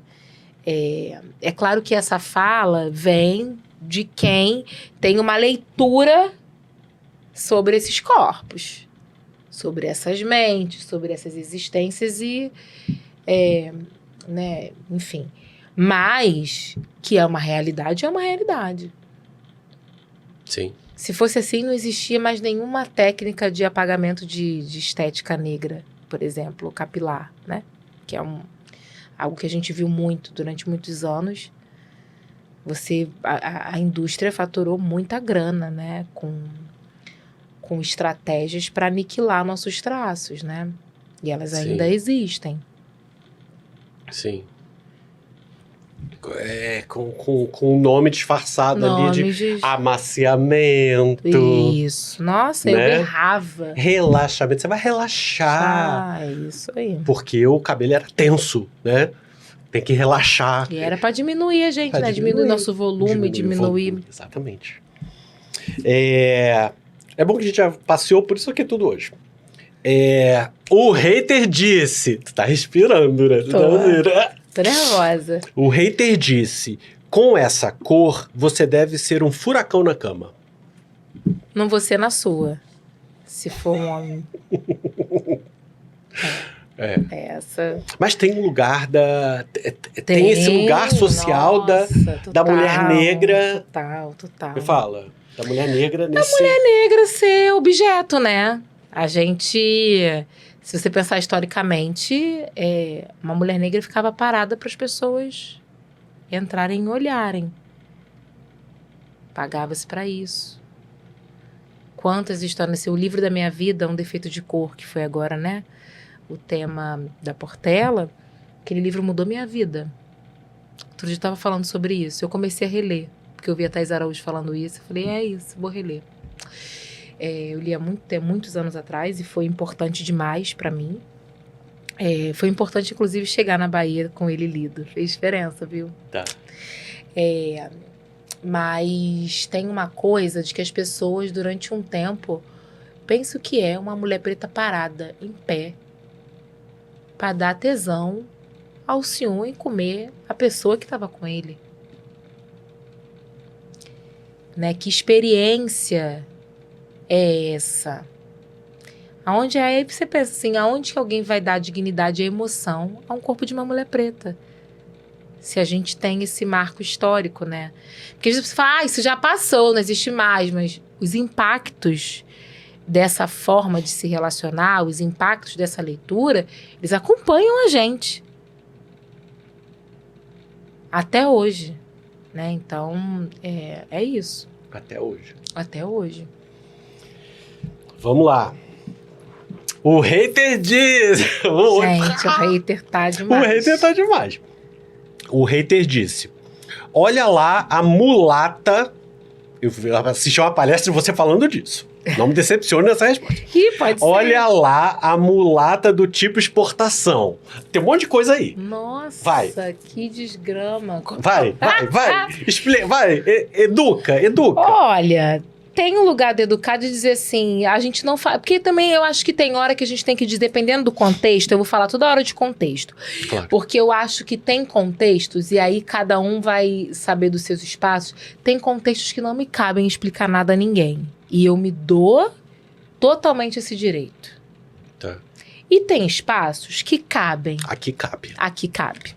Explica. Aqui cabe. Tá achando Então que ia fugir dessa, né? Aqui cabe. É importante nessa hora a gente dizer assim, você tem noção quando você fala de mulata, tipo exportação, você tá trazendo uma memória de escravização? Você tá se ouvindo? Eu acho que tem hora que a gente tem que falar sobre isso, né? Então, quando você fala mulata, você tá falando de mula, você entende a origem dessa palavra? Essa coisa de que hoje em dia tem palavra, não pode mais falar nada. Não pode. Não vai poder. Não pode mais. A gente não tá mais ouvindo isso e não se posicionando. Você precisa ouvir o que você está dizendo. Então, tem uma coisa que na escola, né, eu falo muito. Gente, se convidem a ouvir o que é que vocês estão dizendo, né? Tem um exemplo, criado mudo. Nem sei se o Reiter ia falar isso, tá? Desculpa aí, Reiter, mas já não. foi. Não. Quando você fala criado mudo, pô, volta nessa palavra. Criado mudo. Uma pessoa que ficava parada ao lado de uma cama, vendo a intimidade do outro como se ele não fosse gente. Então não dá pra falar essa palavra e isso não é mimimi. Né? Então tem assim, o mulato tipo exportação, quando essa pessoa falar, e aí é importante o lugar da consciência coletiva, vou voltar lá no Fábio Conceição, no lugar do letramento, que não importa se você ouviu e você tá num ambiente que cabe, pô, situa teu parceiro, situa teu conhecido, ou situa o estranho mesmo. Mas é importante a gente, né, porque você está ouvindo o que você está falando, né? Então, tenha responsabilidade com o que sai de você. Se responsabilize, porque você está me dando... eu falo muito isso. A pessoa que... Às vezes a gente fala e a pessoa insiste. Tem uma coisa que ela também está me dizendo sobre ela no dia de hoje, que não tem mais neutralidade. Você vai ficar repetindo mesmo, eu estou entendendo quem é você. Que aí não vai dar pra gente se relacionar, porque Sim. aí é uma escolha importante, né? Sim. Vamos lá. Esse aqui a gente já falou de tudo, mas vamos lá. Porque o hater é repetitivo mesmo. Tá bom. O hater disse: mulher preta é só pra se divertir, não é pra casar. Tá falando da sua mãe. É isso, entendeu? Tem coisa, tá falando com a sua mãe. Eu diria assim, quem tá comigo não acha. Sabe umas coisas assim, tem hora que é isso. Agora, se a gente para pra pensar por que será que existe esse discurso, Explica. aí cabe a gente pensar num lugar de explicação, de que isso é uma memória, de novo, daquele tempo de escravização, de que a mulher negra estava no campo do objeto, da coisificada, e não do campo das emoções, né? Tudo da mulher negra no campo da coisa, assim, né? Então, você tirava-se uma mulher negra amamentando sua cria, ela era tirada desse direito para amamentar o filho do outro. Ela era uma coisa que tinha reproduzido uma outra coisa. Então, assim, essas narrativas, elas evocam a gente a essas memórias, né? Sim. Mas eu acho que é isso, assim, hoje, quando vem a resposta desse tipo também. Tá. Mas aqui é pra educar. Tá. Mas pode desabafar Mas também. posso, Tô né? gostando, Tá. Um desabafo isso, equilíbrio. Temos Equilíbrio. Desabafa um pouco, pode xingar também. Tá Xinga bom, um pouco, né? mas Tá. educa também. Vamos Isso, vai. Mas pode xingar, gosto. Bato pau. O hater disse... Vocês estão vendo esse olhinho? Tá muito bom. O hater disse... Quando você sai com o cabelo preso ou deixa bem lisinho, fica mais elegante. Do jeito do seu preconceito, né? Importante dizer pra pessoa. E aí tem uma coisa da gente não pode deixar de trazer pro diálogo que o cabelo foi o traço negro que mais sofreu apagamento, né? A gente acabou de falar sobre isso, né? Ao longo do tempo. Então, as estratégias que muitas vezes a gente usava para se embranquecer, e aí eu falo de muitas coisas. Eu tive um período da minha vida que eu me lembro de eu não usar roupa colorida. Eu usava branco, preto, cinza, um tom pastel, para que eu pudesse me diminuir, ficar ali um pouco menor, não chamar tanto atenção, já que eu estava num espaço que era majoritariamente branco. Para ter um posicionamento neutro, você usava roupas neutras. Isso. Era assim, eu não ficava sem fazer relaxamento no cabelo, entendeu? Relaxamento. Não ficava sem fazer relaxamento no cabelo. Até que eu me libertei disso, né? Ainda nova, mas isso foi durante um tempo um marco. Era uma estratégia. Eu me lembro de quando a raiz do cabelo estava assim aparecendo muito, eu ficava incomodada. Aquilo eu queria, prendia, porque aquilo não me deixava à vontade no ambiente, né? Assim, é isso, gente, cada coisa você vai lembrando. Eu já tive uma colega de trabalho que me perguntou como é que eu fazia pra lavar o cabelo. Aí eu disse pra ela, geralmente shampoo e água, e você? Então, assim,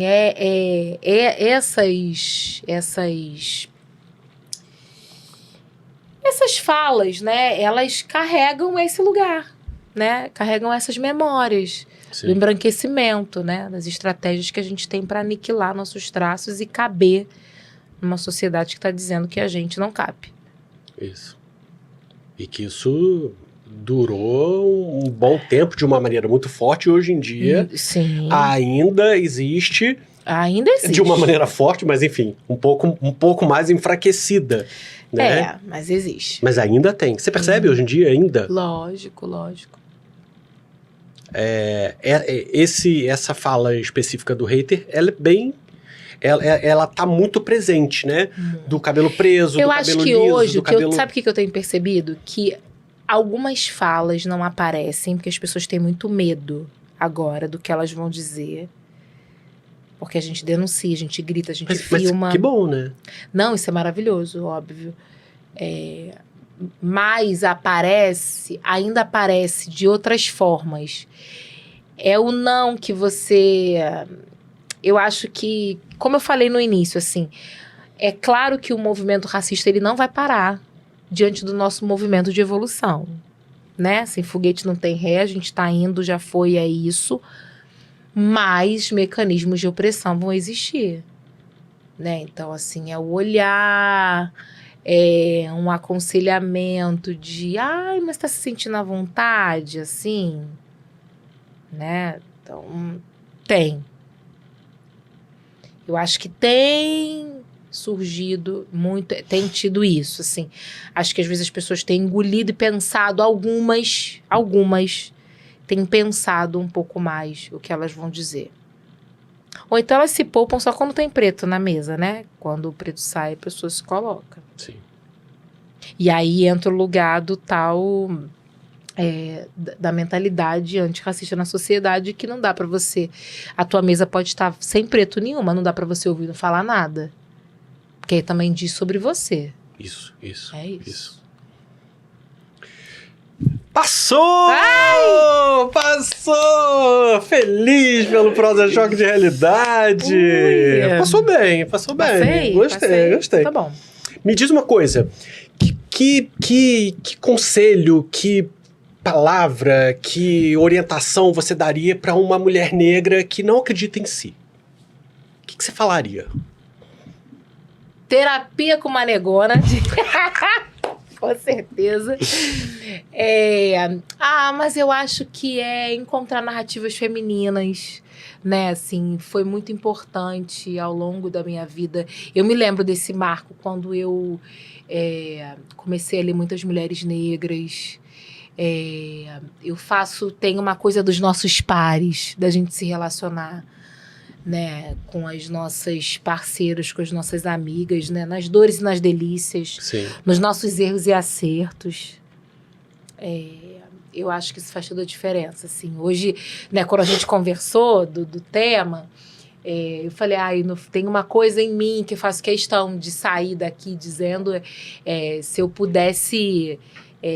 claro que eu tenho um agradecimento enorme à minha ancestralidade, né, a tudo que eu acredito. Eu sou uma pessoa de axé e eu agradeço muito poder usar da palavra para dialogar para a minha comunidade. Sim. Agradeço, que bom que eu sou uma mulher das águas, né? E como eu amo me saber essa pessoa, essa mulher. Mas se pudesse dedicar, ou se eu pudesse aproveitar a possibilidade para reconhecer, eu reconheceria as minhas amigas, mulheres pretas, que a gente vai dialogando, a gente vai trocando, a gente vai errando e acertando, a gente vai dividindo nossas fragilidades, nossos erros, se apoiando. Então, eu queria muito, em especial, fazer um agradecimento. Posso? Pode. Só que eu vou pegar Deve. aqui. Como eu sou a pessoa que eu fico nervosa, gente, eu não pegar sei o onde quê? deixar meu Teu celular celular. caiu no chão porque eu escutei. Caiu? Você ouviu? Eu Meu escutei celular caindo, caiu? só não sei onde ele tá. Tá aqui, achei. Gente, porque eu eu não- adoro programação. É natural, não vai ter corte. Ai, Não jura? tem corte. Não tem corte, porque é isso. Eu vou falando aqui enquanto ela vai Isso, tentar. enquanto eu vou tentar ler, pegar mas o tá seu- Ai, demorando. Peguei. É isso. A vida é natural, a vida é real e a gente é também. Eu tenho muitas amigas, né? Eu não vou me dar o risco de falar o nome de cada uma delas, porque eu posso esquecer de alguma e seria muito injusto, porque as minhas amigas me potencializam muito. Eu tenho alguns grupos e elas sabem quais são. E eu queria muito, de verdade, dizer para elas o quanto elas me inspiram. E tem uma coisa muito incrível na minha vida, que eu tenho amigas de trajetórias muito diferentes. Mulheres negras com caminhos... Nossa, você nem imagina. Percursos de vida, de formação, de origem, de tudo. E se não fosse esses encontros, eu também não seria a Clarissa que eu sou.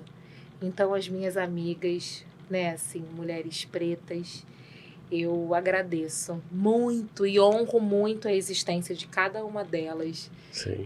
na minha vida, sabe? Espero que elas escutem em algum momento. Pois é, tem que divulgar o podcast. Farei. Fizeram parte da tua história, né? Sim, fizeram e fazem parte da sim. minha história. Sim.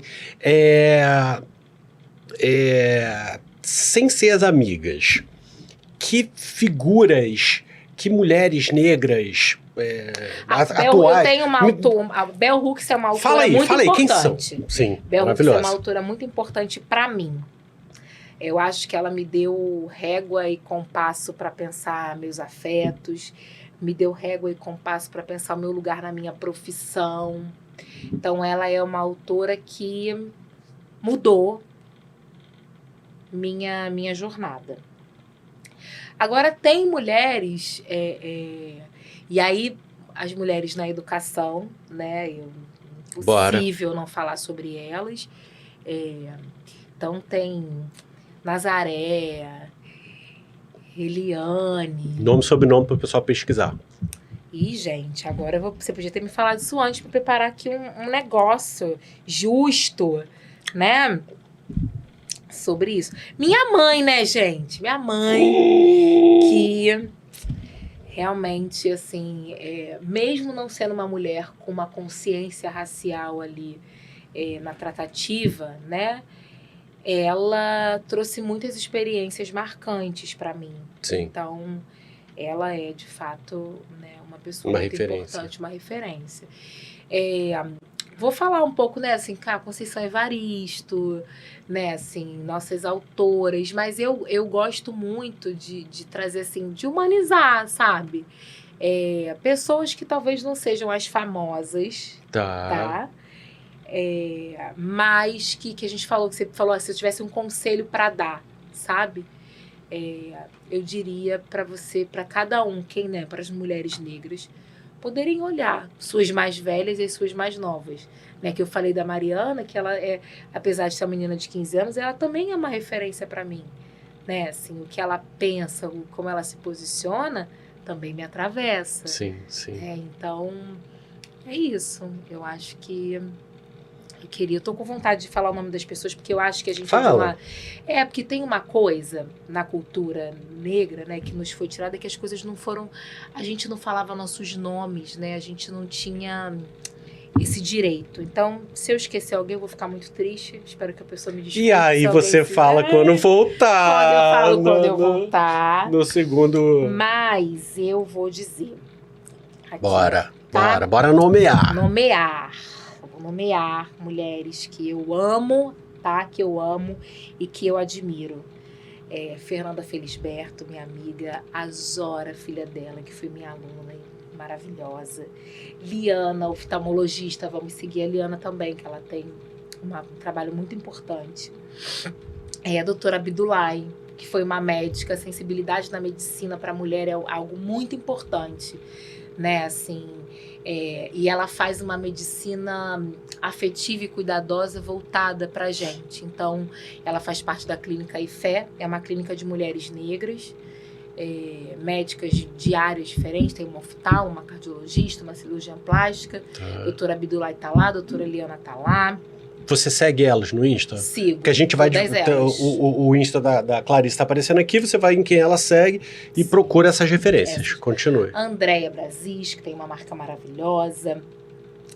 Andressa Cabral, Cintia Aleixo, a doutora Kathleen Conceição, que foi uma mulher muito importante na minha vida e na minha construção, porque eu conheci a doutora Kathleen novinha e foi a primeira médica que pegou em mim sem medo.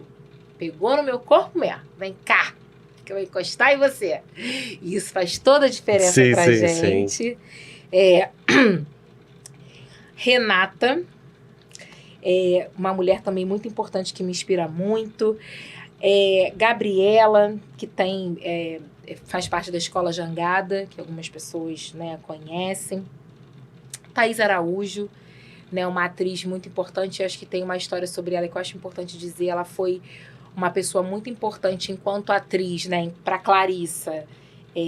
Menina, me lembro de copiar, me lembro disso, de querer copiar o esmalte que o personagem que dela usava. Eu procurava na referência. Referência mesmo.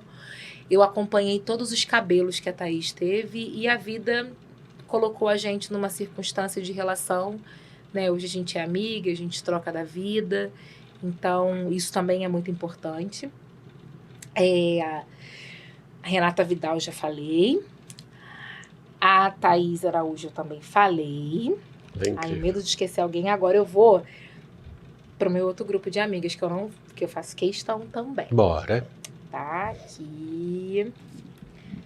Só mulheres incríveis, gente. Eu conheço muita mulher incrível, gente. Vocês vão ver só, muitas mulheres incríveis. A Dani, que tá morando em Portugal, mas está ali. E é isso, assim, é um grupo que não é só um grupo de WhatsApp, tá, gente? A gente tem um grupo de amigas que é a rede social da isso. Real. A gente vem, às vezes, do nada, tá um tempão sem se ver, mas alguém joga um desespero ali, a gente se acolhe, se abraça, mesmo que virtualmente. Às vezes o negócio fica tão grande que alguém sai de casa, ó, tô indo lá ver fulana, porque não dá pra deixar, né? Então, Ana Júlia, Bruna Alves, a Dejane, Daniele, a Silvia, que é a mãe da Mariana. Um outro grupo muito importante na minha trajetória também, que eu não vou esquecer de ninguém, eu pretendo. A Ebla, Gabriela Alves, que é produtora, uma mulher incrível também, fotógrafa, inclusive das melhores que eu conheço. A Jéssica Cunha, a Juliana, a Nátila, a Tainá Brigues, que é uma autora também, que tem grandes publicações pensando a nossa existência. Então, eu queria muito agradecer as minhas amigas, meus afetos. A Aline, que divide o mesmo templo de fé, mesmo terreiro que eu. Uma mulher que eu admiro muito, uma mãe incrível. E é isso, né? E eu não posso... Minha família, e se esquecer de alguém, fala... no próximo, na tá, volta. gente? Mas é isso, na volta. Mas é isso. Eu acho que se eu pudesse dizer alguma coisa, né, para mulheres... Marcele Camurati também, se eu pudesse dizer coisas para mulheres, sejam parceiras dos pares, né? Sim. E também, a gente está aqui falando das mulheres, mas eu tenho um posicionamento, inclusive, até no meu trabalho, que é da gente pensar dos homens negros como os nossos parceiros. Eu não gosto de falar nem como aliados, porque quando você é aliado de alguém, você sai e entra numa luta. Eu sou seu aliado hoje, amanhã eu não sou. Estou aqui por uma aliança que me convém. E eu olho para os homens negros, né, à minha volta, e eu também preciso encontrar neles um lugar de parceria e de encontro para ser a mulher que eu sou, para ser a mulher que eu quero ser.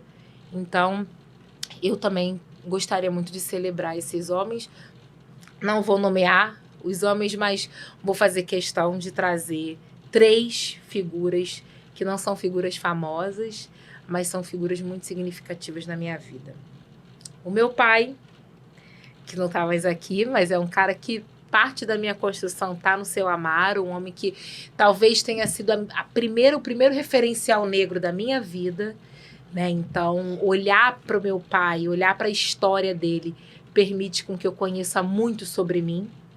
e poder... Eu hoje em dia, se eu pudesse fazer um convite ao meu passado, é pena que eu não tinha essa consciência racial para me relacionar com esse cara que é muito incrível, né? Não digo que ele era porque ele ainda está vivo em mim, então que é muito incrível.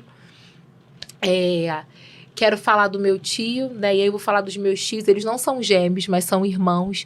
Mas foram homens negros que me ensinaram afeto. E eu acho que isso é importante de marcar.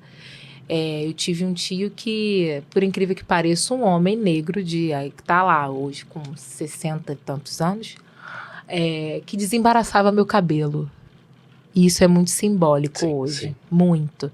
Né, tenho, né, os dois estão vivos. Meu tio que ia à praia comigo não abria mão de passar um protetor solar, como cuidado. Sim. Então, eu tenho referência de amor em homens negros, isso é muito importante. Sim. E o meu amigo da vida, que é, né, o Daniel Dias, que eu falei aqui, né, da nossa amizade. E a nossa relação ajuda muito a pensar. Eu não tenho dúvidas, e não é ousadia da minha parte. Eu tenho certeza que as minhas histórias e meus atravessamentos ajudam ele a pensar o homem negro que ele é e o homem que ele pode ser, como o cara que ele é. Faz toda a diferença para eu pensar as minhas projeções de afeto, de cuidado. Então, eu acho muito importante. Acho que da vida o que a gente precisa celebrar muito e não abrir mão enquanto gente são as nossas lógicas de afeto. Sim. Que a gente só vai se curar. E aí eu digo cura do racismo também. Tá no campo da honestidade intelectual, mas tá no campo da afetividade. O afeto cura a gente. Sim. Né? Cura a nossa existência, a nossa maneira de estar no mundo. Então, eu queria também trazer esse... É isso. Se deixar, eu falo pra caramba. Não me deixa aqui, não. Você gostou? Gostei. Eu amei. Gostou? Eu amei. Que bom. Que bom. Muito obrigado. Tomara que isso respingue em 1, 2, 100 mil. Os cortes do Fábio estão pra lá de 200 mil, né?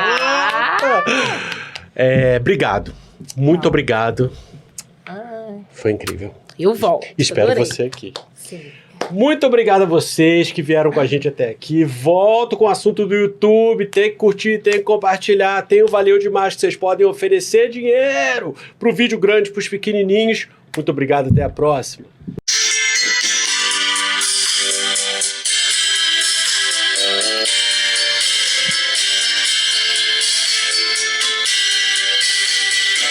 Por isso me provoque. Aqui é prosa choque. Me provoque. Aqui é prosa choque. Me provoque. Aqui é prosa choque.